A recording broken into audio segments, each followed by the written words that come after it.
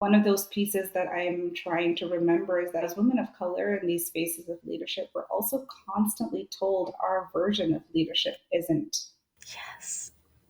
right. And this kind of recall to the ancestors, this recall to other models of women and strength and resilience, and realizing, yeah, actually my vision of leadership is and will be. Welcome. I'm your host, Roheen Bajram, on a mission to redefine the faces of leadership through speaking, consulting, and writing.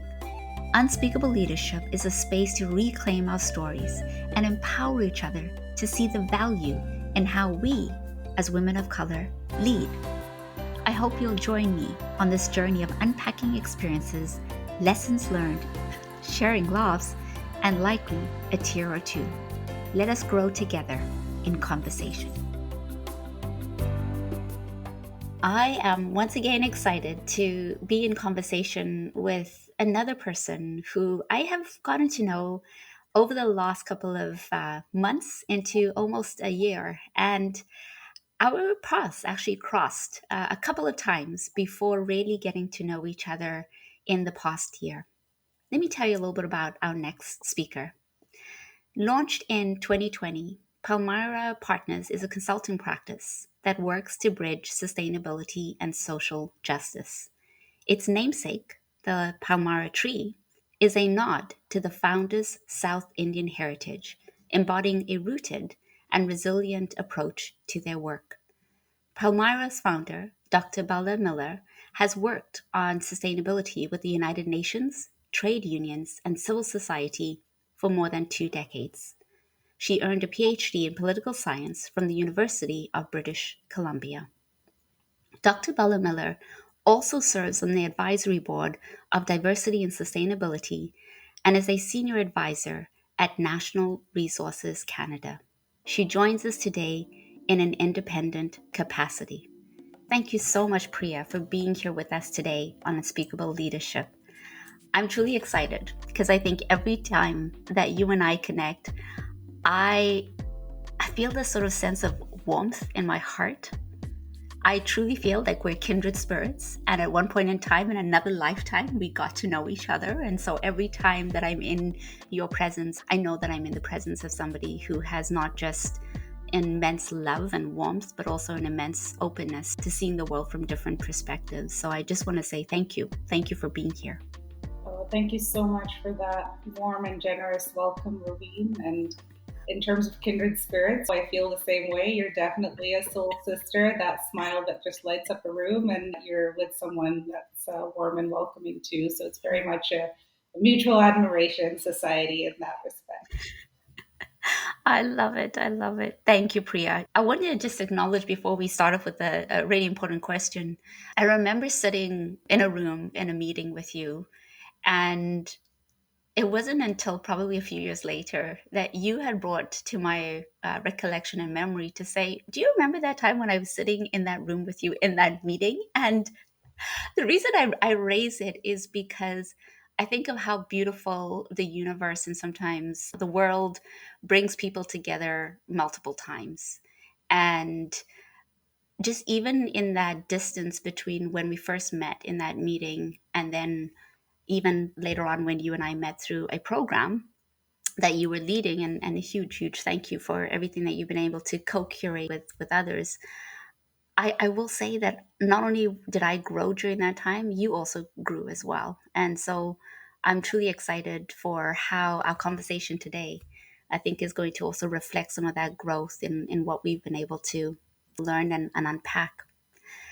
So let me start off with the first question that I've been asking every guest who's come on the podcast. Can you share with us a little bit about your leadership journey and what drives you today? Wow, so easy question right off the bat. So easy. First, I can say I'm in the journey, so it's unfolding as we speak. And when I try to reflect on the path so far, I think the easiest way to talk about it would be to talk about it in terms of progressively senior roles and the ladder of job titles and how those opportunities came my way and the role of catalytic mentors, all those things. And all those things are important.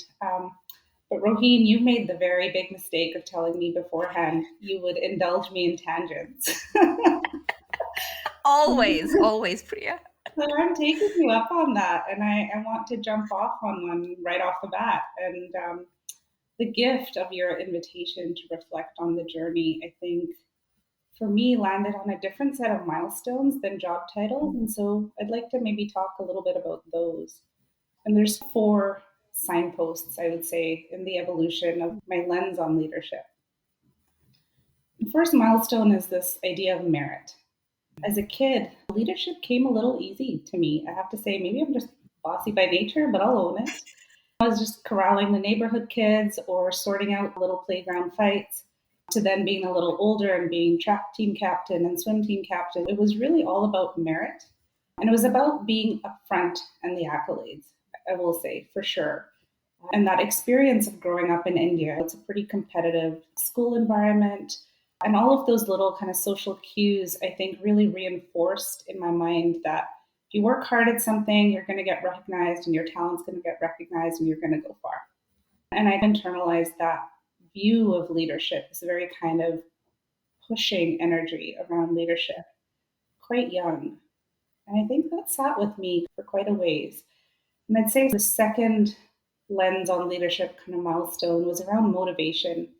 And in my early career, in my 20s, starting with the UN and then working with a large NGO based in the UK, leadership and success also seemed to come pretty easy, if I'm honest. I found that initial focus on self and accolades, I think, started to expand outward as I grew. And when I moved to Canada at age 16, I think I really found my voice as a social justice advocate, and that pivoted my understanding of leadership as service.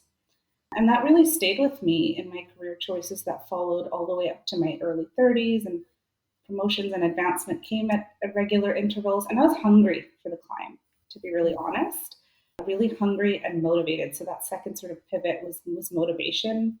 I was fortunate enough to be a senior director in my early 30s and had to learn about what that was like to manage teams and have difficult conversations and cut my teeth on all of that sort of executive building stuff. And even at this time, I think my faith in merit and talent was not really shaken, but I was starting to have an awareness of what you and I have talked about frequently, Roheen, which is being the only one in the room, in air quotes, right? Often in terms of race, sometimes by gender, and then sometimes those two things intersecting. But still, there was this hungriness and motivation for the climb in that leadership journey. And then sort of the third pivot is kind of a sad pivot. It's this mediocrity and malaise. And after my 30s in this last decade, my lens on leadership had to pivot because the knee grazes and the concussions delivered by bumping up against systemic barriers to advancement started to come my way fast and furious.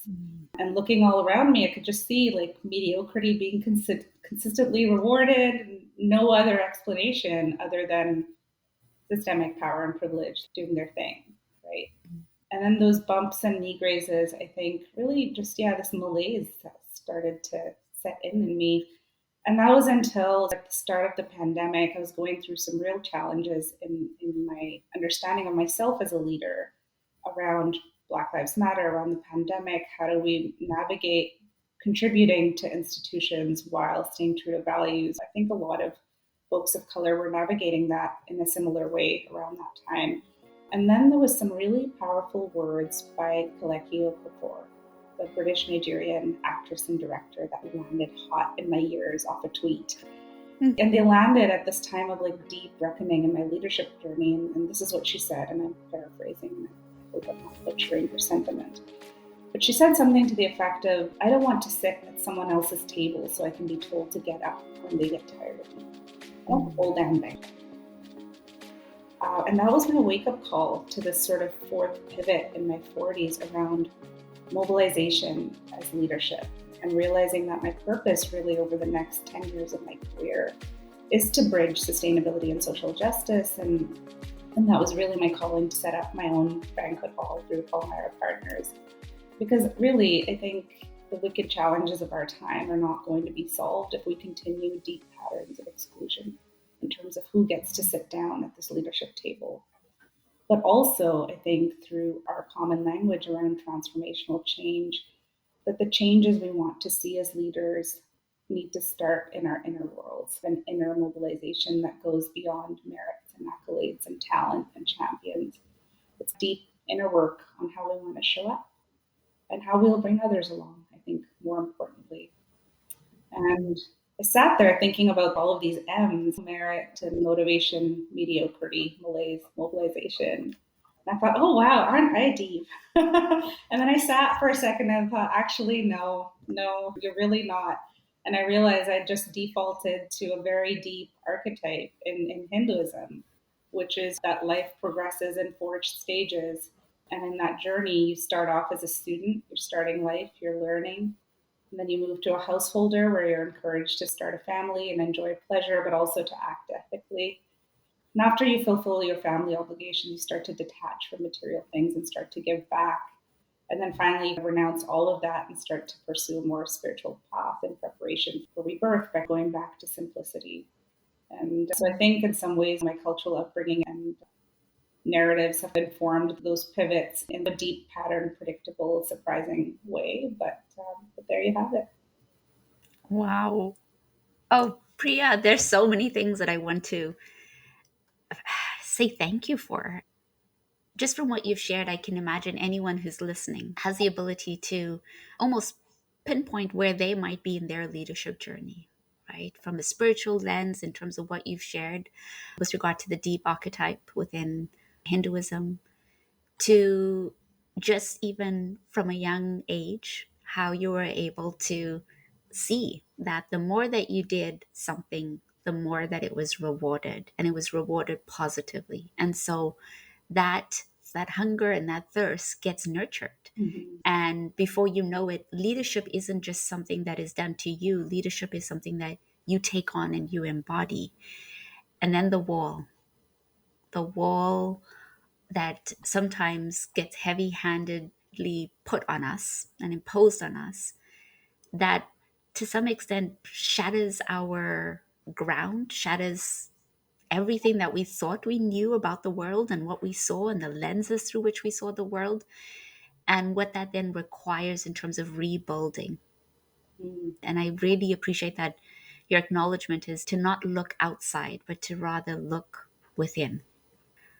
It's not an easy process. And so I ask, what has that journey been with looking within for you when you think about your leadership and when you think about things like self care? Yeah, that's such a good question.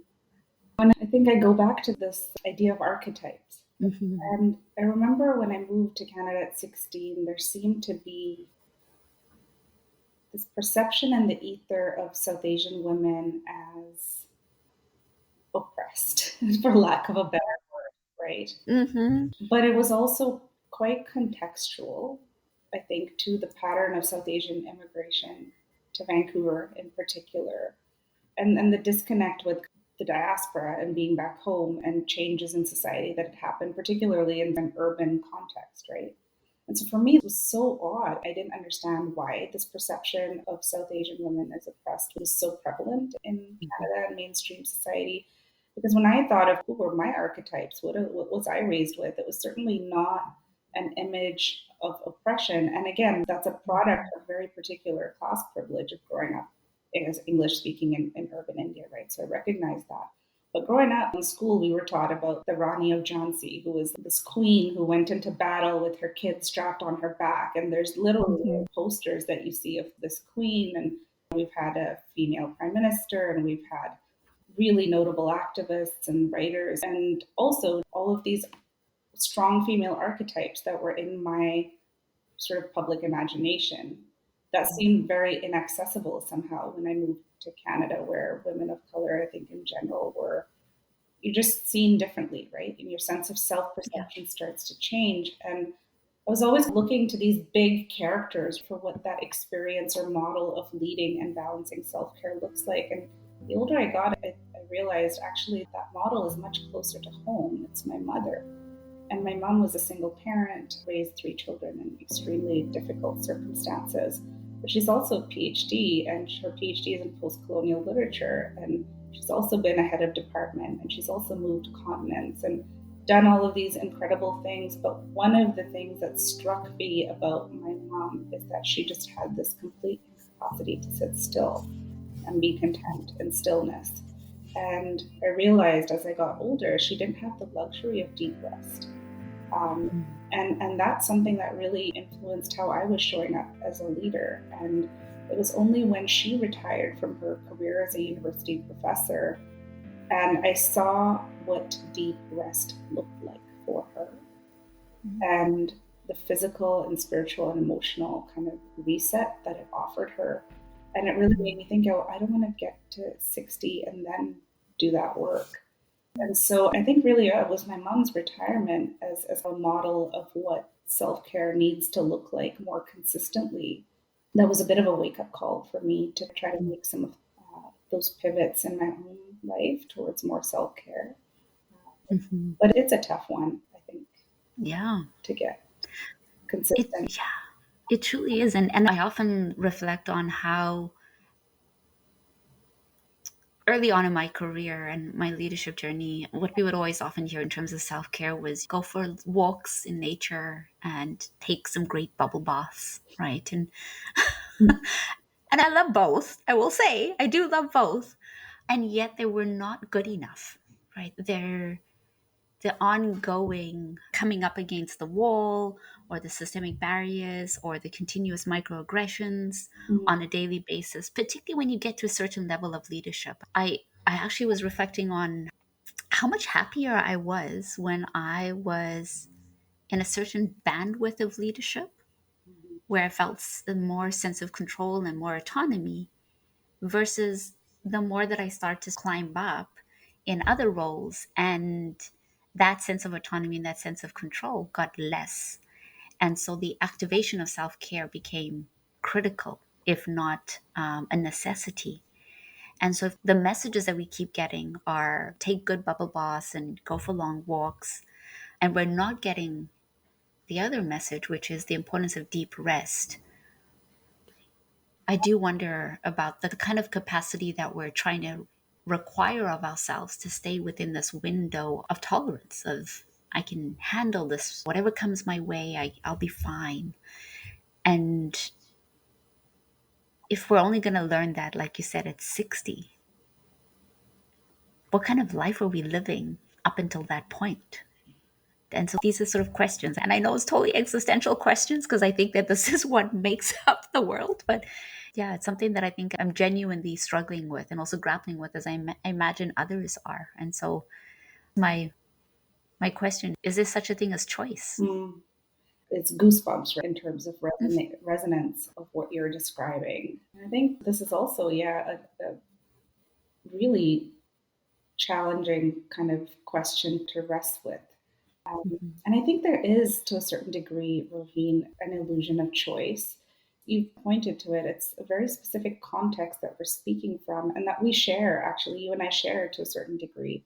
We're both fairly educated women of color with healthy paying jobs in large Mhm. institutions and the privileges that some of that economic and professional kind of success and recognition brings.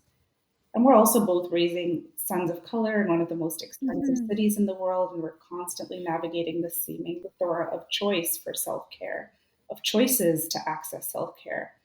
And yet, like you said, the mainstream messages that we get, despite the challenges that we might face in navigating this life, is that somehow we can magically, if we want it badly enough, choose balance and choose happiness and choose self care. But these benchmarks, right, of self care, even rarely consider our own pathways of possibility for accessing that Mhm. choice, or even if the matrix of choices we have are any good. And what do I That's mean so by true. that? What do I mean by that? I think like balancing career and family and our own needs for self actualization. I'm thinking back to something I read in my early years of working in consumer advocacy, early 2000s. And I was working on patterns of consumption, right? And one of the things I Mhm. remember that I was really struck by was patterns of consumption of the like average North American at the time would mean we'd need 4 more planets in terms of resource outputs. And I remember being really shocked by that. And that number's gone up since then, even though we're working really hard to change that. But Barry Schwartz is an American economist and had a book out sometime around then called The Paradox of Choice. And in it, he takes a very sort of standard economic view and he takes it on. And the view is this, that we assume more choice means better options and then therefore more satisfaction. And what he does in that book is to really warn us about choice overload, right? Because if you have too much choice, it can make you question your decisions before you even make them, and it can set you up for crazy expectations. And in this book, he makes this really counterintuitive argument that actually, if you eliminate a bunch of choice, you can really greatly reduce stress and anxiety in your life. And I remember reading it and being really struck by it, and it made a lot of sense in terms of the sort of like crazy consumption that we were seeing in the face of also from a global perspective, like great inequity and wage inequity and all these inequities. And so, what's the lesson in that for women like us, Roheen? Facing deficits all over the place. Like, why on earth would we want less choice and not more? We're already working 10 times harder for the same rewards, same recognition. What if we stop for a second and ask this question? Are we facing an illusion of choice between advancement in our careers and leadership and self care? Because when we peel back the layers, as you said, we see our capacity for self care and nourishment is eluding us because our pathways of possibility are dictated by having to choose pathways that are set between 100 hierarchical, colonial, and extractive institutions that were not designed for us as leaders. Or if we're lucky, we're making a choice between 100 of those kind of extractive institutions and the one unicorn values aligned institution that has somehow magically been created, and usually 9 times out of 10 by a woman of color. I mean, are those real choices? Maybe not. And maybe for us, the illusion of choice will fall away when our choices are actually in a world where the unicorns are the norm. The extractive organizations are the anomaly. Right? Oh, Yeah. Priya, you're gonna make me cry.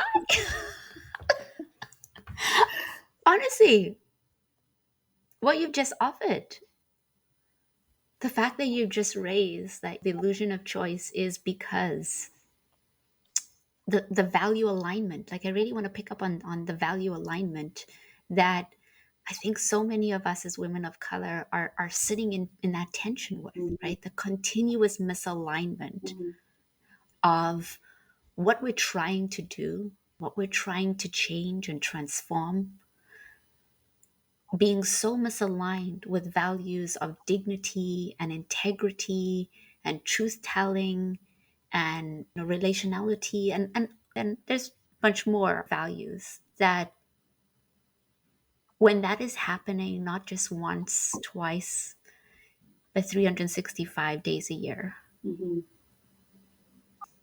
it's the illusion that we actually have choice in the matter as to how we can show up or do things differently. I want to say thank you for raising that and thank you for acknowledging the truth in that, because if we continue to falsify that we can just make it, Yeah. if we just work harder, then we create such a facade of how we're actually living. And that then has a ripple effect on our family, our kids, ourselves, to the point that our bodies are physiologically going to be changed by those environments that are not made or designed for us. Do you know a woman or a friend who this episode may resonate with? Share this episode with them. They might just need to hear this today. How do you stay the course that values you? Oh, I don't know that I have the answer to that, Rohini. And related to that, right, where to find the hope Yes. to keep going. And so back to the self care thing and that nudge from watching my mom. I think it's for each of us individually trying to find the thing that makes us feel whole and trying to access that in whatever way we're able to. And so it's not the bubble bath and the go to the hot yoga and gosh, especially this West Coast living. It's a whole archetype in and of itself. But, it's to kind of sit with self. I think I do come back to that inner peace. And I haven't cracked that. I don't know. Yeah. And, and that's okay. We're all kind of messily feeling our way through what this looks like. Hmm. I guess for me, something that I've recently come to is creative outlets. Mm. But just what you said about the weight in the body that we carry Hmm. somatically from starting to have to be leaders in spaces that weren't designed for us. And there's data on this in Mm. terms of the long term health impacts on blood pressure and stroke and heart attacks and all sorts of maladjusted things that show up in our bodies because of all these unspoken, largely unspoken Yeah. burdens that women of color are internalizing in our bodies as we're trying to make this effort of showing up and surviving and thriving. And for that to be our narrative and not that here's one more space where we're actually being beaten down and having to show up and be resilient. Um, and if you'll indulge me, another tangent, I Yeah. wanted to share a little bit that's been kind of healing and hopeful for me, right? And I think when I say these words, it's going to sound dismal and unhopeful. But the process of articulating, the Mm-hmm. process of verbalizing something painful and held in the body can be also releasing. And so it's really with that intention that I'm sharing. I'm so Um, excited. Yes, please. there's no label, a little bit of words from me, and it's called vestigial appendage. And in biology, that's the thing that, if, in evolutionary terms, is some kind of organ or a little something that you inherited through your evolutionary journey that stayed with you. And maybe it doesn't have a purpose, but maybe it does. I don't know. We don't know how these little parts of the whole add up to make us, right? So here it is, vestigial appendage. Creaking bones and tired sinew, bloodshot eyes from staring at screen too long. Uncoil from the black cage of an office chair, unfurling a stretch, reaching towards unknown ancestors in the heavens. Glance downwards at the bulge in my belly. Child long vacated, yet fupa persists grotesquely, like a vestigial appendage at odds with fit mommy blogs, endlessly scrolled. Cheating bones and tired sinew, uncoil from the back cage of an office chair, unfurling a stretch, reaching towards unknown ancestors in the heavens. Chiding pity in mocking whispers, they say, what does she know? Pauvre poor child. What does she know of girth and bellies, magicked in saris, of chicken curry bubbling over coconut husk fire and Catholic ire, of outstretched legs in a circle on the church kevie, of the company of kin women nightly. Chiding and mocking whispers, they say, what does she know, Pavampule, of what it is to be unburdened and washed clean by evening breeze off the Arabian Sea, kissing every fold and dimple, till the weariness is whittled away, leaving you whole once more.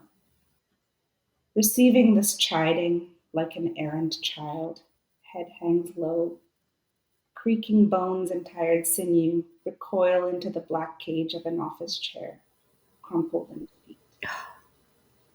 Priya, that's so beautiful. You wrote that? Oh my gosh. I did. Absolutely beautiful. The visualization and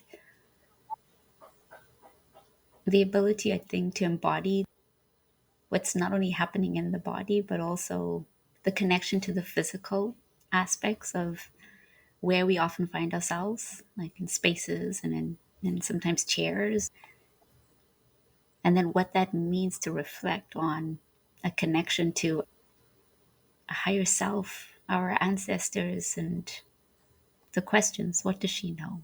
Thank you so much for sharing. I am curious Because I don't know anything about spoken word. Is this the first time that you have done this? Very first, yes, a very nervous first share of publicly even saying that I write Oh, such Priya. things. And thank you very much for offering a brave and safe space and holding it so well. And thank you for being so trustworthy in sharing of yourself. Like, I think, oh, you are onto something, girl. This is gonna add a whole nother layer to your bio and to who you are and the gift that you have to share with the world. So I really hope you pursue it and you continue. You have such incredible talent of the written word. Thank you so much, Raveen. Yeah, it definitely came full circle in terms of this. How do we navigate these spaces and what's it doing to our bodies and where do we go for hope? And I think one of those pieces that I'm trying to remember is that women of color in these spaces of leadership, we're also constantly told our version of leadership isn't Yes. right. And this kind of recall to the ancestors, this recall to other models of women and strength and resilience, and realizing, yeah, actually my vision of leadership is and will be. Yes. And how we have to keep giving ourselves those messages and holding on to those images of alternate Yeah. as a way of showing up. I think spaces like this to articulate what that alternate looks like from the norm and what we're told is the norm and what we have to squeeze ourselves into Yeah. to fit that and be acceptable and be palatable and not too much. And I can't help but wonder as part of that alternate embodiment of a different way of leading, that to get there we need to unlearn all of these defaults because they have been ingrained in our bodies, in our minds, in our souls. And so some of that muck needs to be almost chiseled away, cut away, and discarded in order for the healthy parts of who we have always been to really emerge and to come through. And so I ask at this stage, as we get closer to ending our time, and that is if you could give one piece of advice to anyone who is early on in their leadership journey, or maybe somebody who's in their leadership journey and reflecting on everything that we shared, what would that advice be? I don't know, it's a couple of things. It's a couple of things. I came late to the game in understanding mind body connection and some of this somatic work. And if there's something I'd encourage folks to do, if they're age wise younger, is to explore that connection and as much as you have the capacity to do it. Because I think there's something about intuition and particularly feminine intuition that is seated in our bodies. And the more we are forced into hyper rational, emotionally void environments, the less we come to rely on that very strong trait that should be valued and celebrated and nurtured and allowed as just as valid a way to make decisions and to navigate leadership. So a couple of things. Like first is to trust your intuition. Another would be to find your tribe, even if it's a tribe of one. I know for me, all through my career and all of these different institutions that I've worked with, having a trusted face to be able to come to in those moments of microaggression or in those moments of challenge. And really, the trust part is so key because we've also been on the other side of that where that trust hasn't been held well and it's come back to bite you. So really just thinking about that tribe, whether they're within the organization you work with or outside, who is that for you, even if it's one person. Another one, I guess, is this is a hard one to name, but be wary of the co-opted. Oh, yeah. When I think back on my path in the world of work, hurts received from people you assume should have your back because they share a demographic characteristic or they share a lived experience or they know you. The hurts from someone that's even mentored me for over 10 years that I had deep respect for, and then when came time for them to show up with integrity and they couldn't. Hurts from those types of experiences, like letdown is almost worse because you're not bracing for it. Yeah. This is again the somatic piece. As women of color, we're in this like hyper vigilant, perpetual, like ready for the brace Mm-hmm. position. And so this assumed allyship sometimes that we have with other folks of color, or that assumed allyship, when that lets you down, I think it's almost, the hurt is worse, right? And I'll give you an example really practically of a mentee of mine Mm-hmm. that's navigating a career in the public service told me that she reported into another woman of color and went to her for advice on what it's like to navigate, these positions. And really the advice she got was the suck it up. I did it and you can do it. And that was the advice. And it was so hard to hear that that was the experience, right? Mm-hmm. And it was this hard lesson in assumed allyship, and even that turn of phrase, being able to share it with the mentee so she had a way to articulate what that experience was. Because so many times we go through these things, but we don't have the words. We don't have the words that explain the experience. Mm-hmm. And so sometimes that's hard Yeah. when you have these things that you're dealing with that you can't name. And there's no vocabulary around it because it's not the hegemonic vocabulary. Yeah, I guess that's something to watch out for, right? And be alert. And then the last is just to conserve and steer your energy to what's regenerative for you and those around you. And that can look like whatever the hell you need it to look Yeah. like. There is no way, and if somebody's telling you there is a way, be wary of them too. Mm-hmm. It's so true. Priya, thank you so much. Just being able to, I think, have this very real conversation with you has been such a blessing. And I'm carrying this lump in my throat as I'm talking to you, which doesn't help because I'm meant to speak. Like I'm meant to speak eloquently. Which you are. Oh, Wait, you're so kind. You're so kind. I'm even noticing that in my body. And that's something that you've helped me in my own journey become more attuned to and become more respectful of. I think I had always thought that when I had a flushed face when I was trying to speak, or the lump would form in my throat, I would almost hold this resentment towards my body of it like almost going against the very thing that I needed it to do, which was to work in that moment. And I've now created a different relationship because of what you shared with me over the time that we've gotten to know each other, of how our bodies are telling us messages and they're giving us cues. And so I'm even sitting through this, holding this lump in my throat with honor, because you're helping us through the advice that you've given in really understanding that there's an opportunity for us to reflect on what our bodies are actually helping us do and see the world differently, so that when we have those interactions and we have those sort of rifts in our relationships, that it allows us to then lean on our intuition and to make decisions from that place of such an important source of memory and strength, as opposed to reliant on our heads. That we often think that the brain is the best organ within our body, and it is, but it's not the only organ that is at play in being able to live a life of love and thriving beyond just the survival. So thank you. Thank you for our time together. Thank you for sharing the spoken word that you have created and aired for the first time. And thank you just always for the generosity in your heart and in your mind, and what you've shared. I appreciate our time. thank you, Roheen. Likewise. Take care. You too.